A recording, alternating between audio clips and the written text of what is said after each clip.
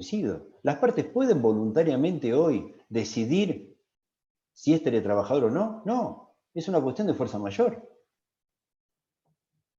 Más allá de que haya actividades autorizadas, como bien mencionaba Ricardo ahora, con las empresas de trabajadores eventuales en la Ciudad Autónoma de Buenos Aires, yo no sé si esa resolución, Ricardo, te aclaro algo, quisiera verla, permite el uso de transporte público para los empleados que van a trabajar en su oficina.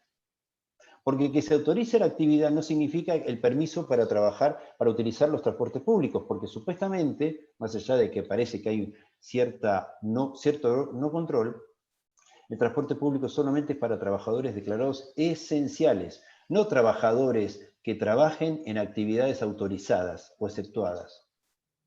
Entonces, este es el otro aspecto. Yo hoy tengo libertad para decirle a una persona venga a trabajar otra vez al establecimiento, si la persona materialmente no puede utilizar el transporte.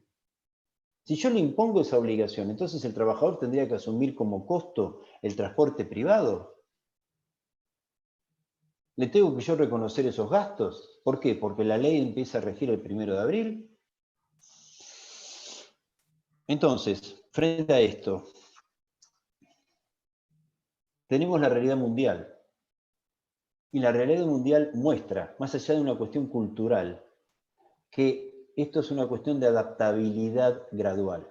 Y la realidad mundial muestra durante esta pandemia, ahora, sabiendo que podemos llegar a tener estas normativas especiales y propias de la pandemia hasta el 31 de diciembre de este año, que podamos volver al estado de situaciones que nadie quiere, pero es una realidad que podemos volver. La experiencia de las clases en Francia, la experiencia de las clases en España, en Europa en general. No estoy diciendo nada que no sepamos. Entonces, ¿qué pasa? Empieza a regir en la ley y después, ¿qué pasa cuando volvamos al estado de situación? Muy bien. ¿Qué posibilidades tenemos de que no se aplique la ley? Y acá, el decreto reglamentario de la ley dice, el decreto es el 27/21, dice que el régimen de teletrabajo no aplica si el teletrabajo es experimental, no, dice, es ocasional y esporádico. Entonces, yo hoy tendría que hablar de que es ocasional, porque con motivo de la pandemia, ocasión, yo tengo que trabajar de esta manera, debo trabajar de esta manera. Y la ley parte de la premisa, insisto, de que hay una modalidad de trabajo que es voluntaria. Yo ofrezco trabajar de esta manera, el trabajador acepta y de esa manera se establece un cambio en lo que era el contrato de trabajo original, que es el lugar de prestación de tareas. Algunos días, días sí, días no, todos los días, lo que se acuerde. Entonces, hoy hablar en un comunicado. ¿Cómo tenemos que hacer en comunicado? Si queremos seguir el estado de situación que tenemos. Un comunicado tiene que ser diciendo que esto es experimental, ocasional, con motivo de los elementos objetivos que todos conocemos. No hay vacuna generalizada, no tenemos transporte público. No nos metamos en decir porque el gobierno ahora prorrogó la emergencia sanitaria, porque si el decreto después queda levantado antes de tiempo, vamos a tener un problema. ¿Y experimentar por cuánto tiempo? Creo que mencionaba muy bien el presidente de la Cámara, Juan. ¿Qué sabemos cuánto va a durar esto? Lo que queremos es que termine cuanto antes. Pero sabemos que la realidad es lo que pasa, no lo que queremos que pase. Por eso el comunicado. ¿El comunicado tiene que ser firmado por todos? No. Hago un comunicado. Yo doy como ejemplo, cuando se decidió hacer la fiesta de fin de año, se dice la fiesta va a ser el 23 de diciembre y va a ser en tal lugar. Si pedimos la conformidad de todos, damos pie para que uno diga, no, el 23 no, porque justo me encuentro con los padres del colegio de mis hijos, entonces, o ese lugar no me gusta porque, no damos pie, porque no tenemos que dar margen para que esto ocurra. Esto es en lo inmediato, en lo urgente, que es, ¿entra a regir o no entra a regir? Y de esa manera bloqueo. ¿Qué? Bloqueado la ley como tal, este contenido de ley, ¿puedo establecer reconocimiento de gastos? Sí. ¿Puedo establecer ¿Entrega de herramientas de trabajo? Sí. ¿Puedo establecer condiciones de higiene y seguridad que tiene que cumplir? Sí.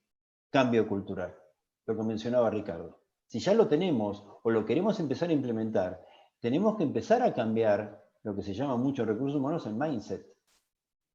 Porque si no, vamos a tener el gran problema, pero no solamente de la gente, sino también a veces de los jefes, gerentes, responsables, donde si no los ven en la presencialidad, creen que no están trabajando. Y esto también es un punto. Y estoy hablando de experiencias de empresas grandes que han tenido ese problema, donde era una libertad y en un sector nadie se tomaba el día de que tenían posibilidad de trabajar desde la casa una vez por semana. Entonces llegaron a la conclusión de que el problema es que el jefe le decía, mira, tomátela, pero vos hacete cargo de lo que vas a hacer. O sea, hay mensajes también muy subliminales que a veces tenemos. Entonces, ¿podemos hacerlo? Podemos hacerlo. ¿Cuál es el valor que tenemos que reconocer? Y acá, ustedes, aquellos que han averiguado, habrán visto que hay una variedad, un abanico de valores que se está reconociendo. ¿Tengo que reconocer el 100% de los gastos? No. Tengo que compensarle los gastos. ¿Tengo que reconocer una compensación de gastos que sea equivalente al ahorro que genera la empresa con motivo de que la persona trabaje desde la casa? Ricardo mencionaba muchas empresas que dejan de tener oficinas de tanta cantidad de metros y eso significa en principio un ahorro porque dejan de pagar seguramente alquileres que tenían que asumir. No, porque eso es otra situación. Lo que nosotros tenemos que hacer es reconocer el gasto. Si nosotros lo reconocemos por encima de la media del gasto, estamos hablando del salario encubierto, porque estamos hablando de oportunidad de ganancia. Si la persona más o menos entre energía y lo que puede llegar a ser uso de Internet, puede gastar, pensemos un número cualquiera, 2.000 pesos para cuestiones personales, reconocerle 1.000 pesos por mes está por demás cubierto. Digo un número cualquiera. Lo que no podemos reconocer en este ejemplo es 3.000 pesos, porque claramente le estamos dando una oportunidad para que tenga un ingreso adicional al que tiene. Por eso esta particularidad de administrar, ir administrando, ir viendo cómo voy administrando, porque hay empresas que están pagando el reintegro de gastos una vez en el año. Hay empresas que lo están pagando todos los meses, hay empresas que lo pagan contra rendición de gastos, cuando la ley dice que no hace falta. Pero es recomendable, y es recomendable, porque si no después el día de mañana podemos justificar lo no justificable. Entonces, esto es un elemento. Entrega de herramientas de trabajo. Hoy está suspendida, no está vigente porque estamos en pandemia, la resolución de la Secretaría de Riesgo del Trabajo que establece los elementos que le tenemos que dar a un trabajador que trabaje desde la casa. 2012, la resolución. Silla ergonómica, condiciones, tenemos que verificar la energía de la casa, etcétera, etcétera. Muy bien. Supongamos que le demos herramientas de trabajo. ¿Tenemos obligación nosotros? ¿Puedo yo, tengo facultad, yo empleador, de controlar que la persona use la silla ergonómica? ¿Qué derecho tengo yo, empleador, para meterme en el domicilio del empleado? Ninguno. Hay una ley que se llama de habeas data. Sensibilidad a la información. E información no es datos solamente, sino el espacio, la intimidad de la persona. Entonces, ¿yo tengo? No. ¿Cómo puedo hacer para saber si la persona cumple o no cumple? Formarla y además hacer una declaración jurada donde la persona cumple y dice cumplir con estas condiciones. Si yo no puedo, ¿podría el sindicato inspeccionar? En realidad el sindicato le puede tocar el timbre a la empresa, al trabajador. Ahora, si el trabajador llama diciendo, tengo un sindicato acá, ¿puede entrar? En realidad el sindicato no tiene facultades de inspección. Lo que tiene el sindicato es facultades de actuar como veedor del Ministerio de Trabajo en el caso de una inspección. Imaginemos lo que puede llegar a ser, los inspectores no dan abasto para hacer las inspecciones en las empresas, imaginemos lo que puede llegar a ser empresas descentralizadas, tener que ir a domicilio a domicilio. Pero lo importante acá es una declaración jurada y el cumplimiento en función de las pautas. Y como bien decía Ricardo, como a veces vienen estas ideas corporativas, la media de condiciones de higiene y seguridad en estas organizaciones es por encima de lo que es nuestra ley de higiene y seguridad, que es del año 1972. Habla de tubo fluorescente la ley. Y el decreto reglamentario del año 79, peor todavía. O sea, claramente está totalmente desactualizado. Por lo tanto, ¿Qué pasa si entrego herramientas? La puedo cumplir. ¿Qué pasa si le entrego herramientas y no me la devuelvo cuando renunció? Claramente ahí se genera una necesidad de un reclamo. ¿Se puede hacer un reclamo? Se puede hacer un reclamo al trabajador. Eso no hay duda y no quiero extenderme con eso, pero es parte de lo que ya existía. Por eso yo digo que las claves, transitoriamente porque estamos en pandemia, o cuando sea definitivo, porque tenemos que ir desarrollando este camino, tenemos que estar convencidos de la convicción, estamos convencidos de que esto lo necesitamos y no que es una moda. Todo el mundo lo está haciendo, lo tengo que hacer. Como digo, a veces si nuestra organización es el salmón que nada contra la corriente, y bueno, si nadamos contra la corriente tenemos que estar convencidos por qué nadamos contra la corriente. No que sea la bajada de línea de un caprichoso que porque tiene solamente ejerciendo un poder, actuamos en contra de eso, porque tarde o temprano va a ser difícil de poder mantener lo que es retención de talentos, etc. Tenemos que capacitar y formar. ¿En qué? En la administración del tiempo. Una cosa es la transición. ¿Cómo me administro el tiempo? Hasta para dar clases. La administración del tiempo. Cumplimiento de los objetivos. Otro elemento que esto de alguna manera mostró más. Ya no pagamos por jornada de trabajo, pagamos por objetivos. Trabajo en equipo, y el trabajo en equipo no es hacer un Zoom cada tanto y vernos las caras, sino interactuar, como tenemos que interactuar.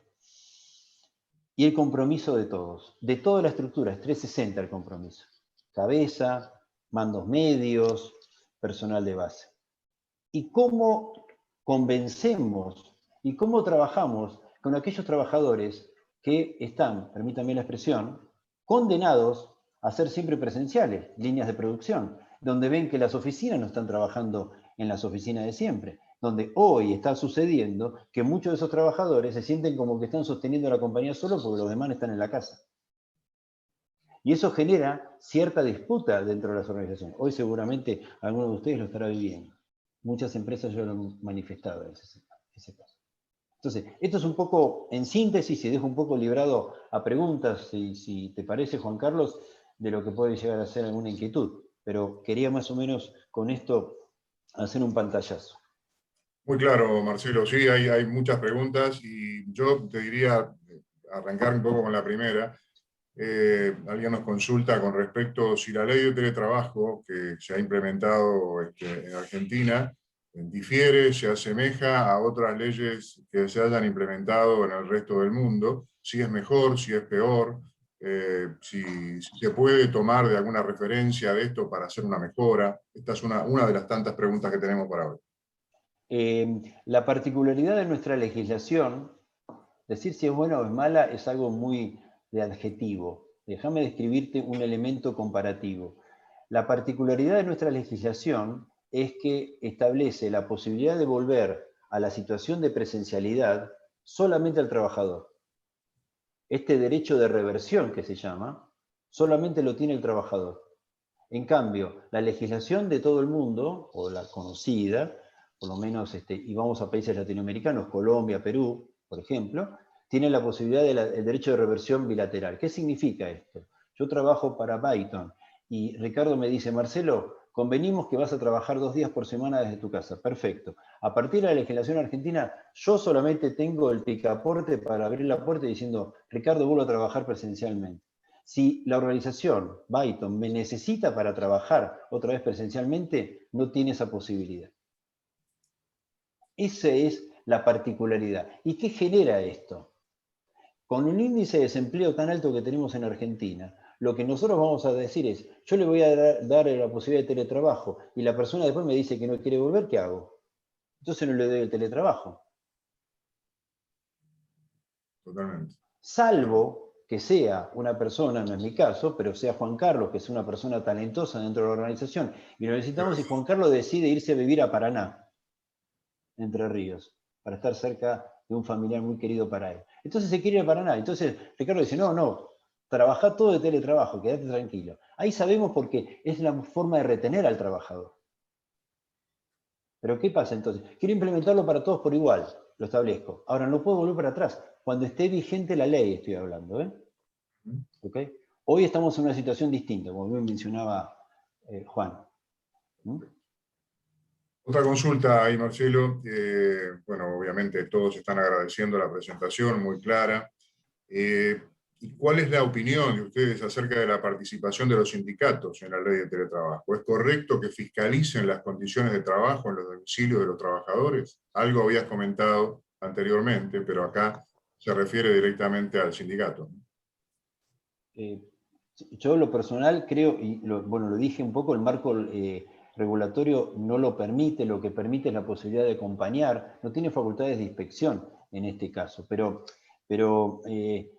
más allá de eso, eh, ¿los sindicatos pueden intervenir? Sí, porque fíjense ustedes que la ley le permite al sindicato celebrar acuerdos para establecer modalidades de reintegro de gastos, modalidades de qué herramientas de trabajo se van a dar, etcétera, etcétera. ¿Qué puede suceder? Y quizás es una experiencia muy aislada, pero cuando Telecom implementó el teletrabajo, los acuerdos firmados fueron acuerdos muy lavados, donde no había una presencialidad o un poder de decisión por parte de la telaraña de sindicatos que tienen la telefonía, hoy los telefónicos, en haber celebrado acuerdos. Y no fue el disparador para poder hacer el teletrabajo. Se trabajó con un canal de diálogo permanente, lo manejó muy bien la conducción de recursos humanos en ese momento que tenía Telecom, con Marcelo Villegas y Mariano Muñoz a la cabeza, y eso se trabajó muy, muy bien, pero con diálogo permanente. No necesitamos la presencia. Los sindicatos creo que van a empezar a trabajar en esto. Capaz que en algunas actividades con mayor posibilidades, y esto ya es una proyección mía, una intuición, pienso en las empresas de Haití, en comercio con el convenio que tienen con las empresas de contacto o de call center que se le llama. Quizás ahí pueden llegar a tener algún tipo de mayor presencia. Pero bueno, esto es cuestión de desandar un poco el camino, ¿no? Totalmente. Quiero hacerte una pregunta que quizás no la vas a poder contestar, o sí, con respecto a los sindicatos. Imagínate que si la ley de teletrabajo puede formarse un sindicato de teletrabajadores. No, ahí... Dale. O si los metalúrgicos tienen potestad para aplicar o tener teletrabajadores. No sé, te estoy diciendo uno opuesto del otro, ¿no? Sí, a ver, primero hay una definición y nos tenemos que meter en el modelo sindical argentino. La definición es tenemos sindicatos por actividades, ¿sí? Al sindicato por actividad se le reconoce la representación de todos los trabajadores que trabajen en el establecimiento cuya actividad principal sea esa, supermercados, comercio, y todos los trabajadores que están en un supermercado están en comercio, aun cuando estemos con panaderos dentro del supermercado o con carniceros, por decirte un ejemplo en ese caso. Acá no estamos hablando que hacen una actividad determinada, sino la forma de prestar tareas, que es distinta. Es como que me digas, déjame hacerte un paralelo, ¿puede existir el sindicato de trabajadores eventuales?